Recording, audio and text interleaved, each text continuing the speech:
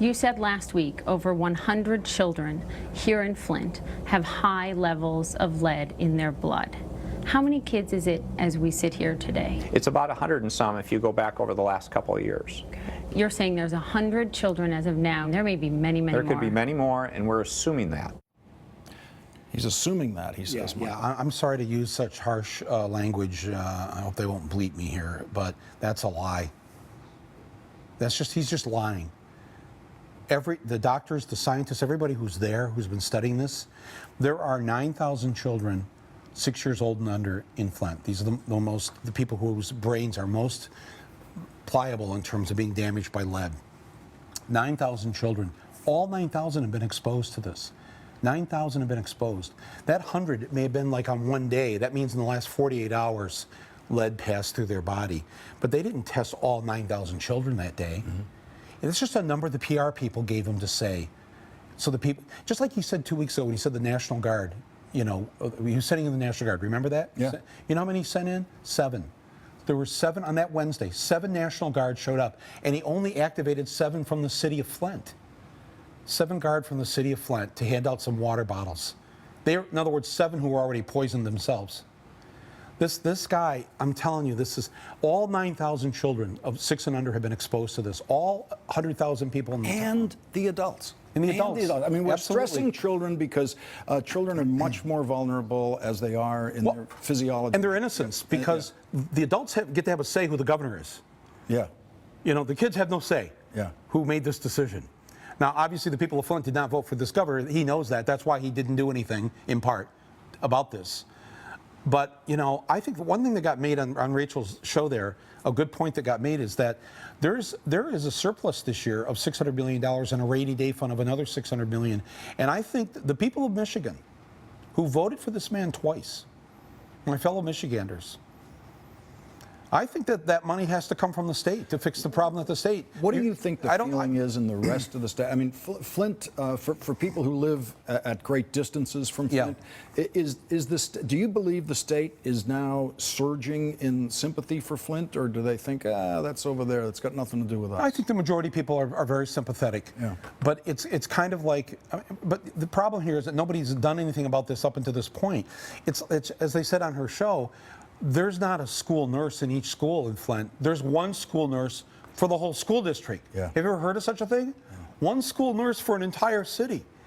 You wouldn't know that if the water thing hadn't happened. Right. But that was there before the water thing happened, right?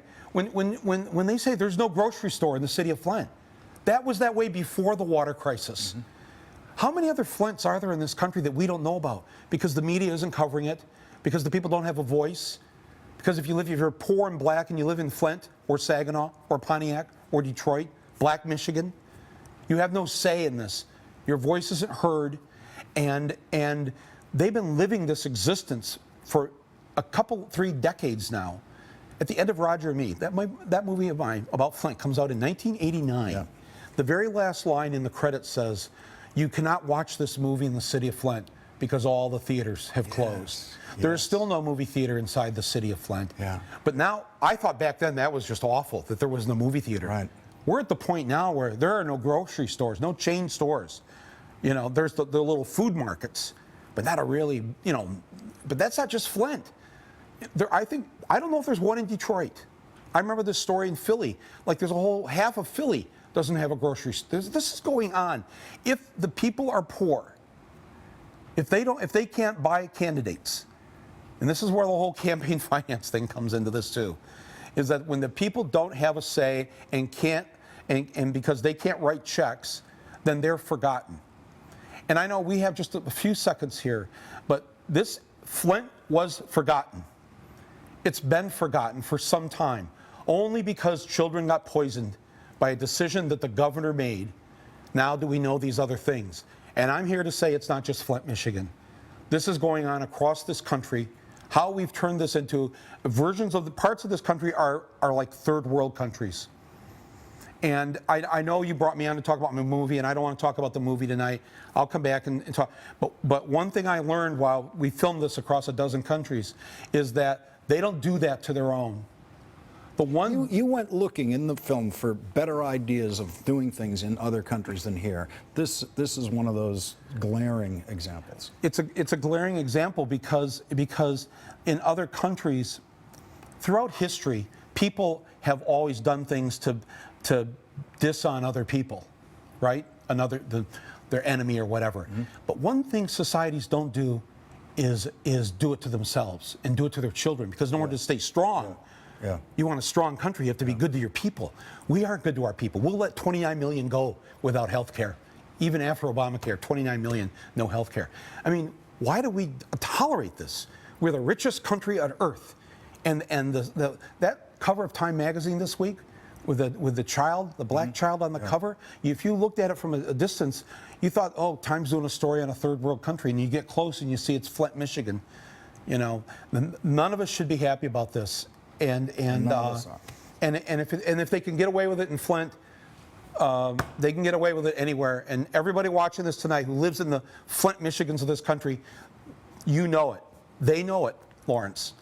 And it's time for people to non-violently get involved, rise up, get involved in this election year. Don't sit and take it. It is our country still. It's the hope, what Rachel said at the end of the show. The hope is that it's still a democracy, even though we don't have democracy in Flint. The rest of you do. So don't leave us alone there. Don't forget the Flints of this country. And Flint shows how precious that democracy yes, is. and I'm sorry to take so much time. Thank you Yes. very, very much for coming. No, thank you for Really having me. appreciate it. It means a lot to everybody. Thank you. We'll be right back.